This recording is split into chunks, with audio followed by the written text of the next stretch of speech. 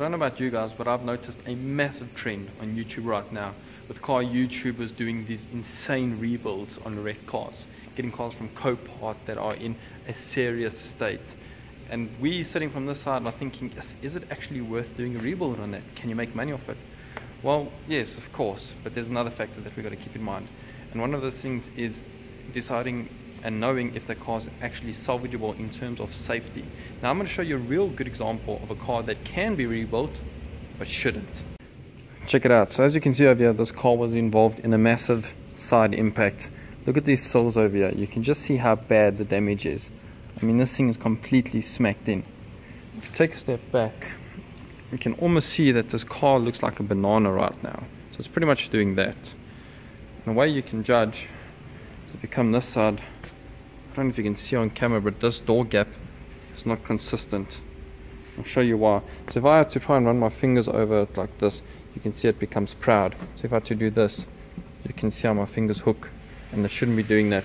If we had to go over here, see, my fingers just glide right over it with ease. You might be asking yourself, why is this car not repairable? Well, the reason is because it's not safe to do the repair. Land Rover themselves will not sell you this floor panel over here, and this is exactly what we need. This part is not salvageable in any manner whatsoever. It's just completely demolished. I mean, the damage goes all the way through to the transmission tunnel, and it just shows you how bad this is. Now you're probably thinking, okay, cool, well, we've seen a lot worse cars. I mean, check a DIY gang. Like, honestly, that is a massive job. And just because it is a big job, it's not to say that it shouldn't be done. But this vehicle's structural integrity has now been compromised just because of the smash. And that's something that you don't want to do. And that does put you off doing rebuilds. Land Rover has a really strict criteria. I mean, just look at this one for example. You would honestly believe that this car is in a much worse state. And right now, yeah, definitely looks like that. But the damage wasn't nearly as bad as that one in terms of structural integrity. Look, a lot of the floor was damaged on this car. Chassis was slightly bent, but it could have been pulled, and it was pulled with success, and it's still safe to do so.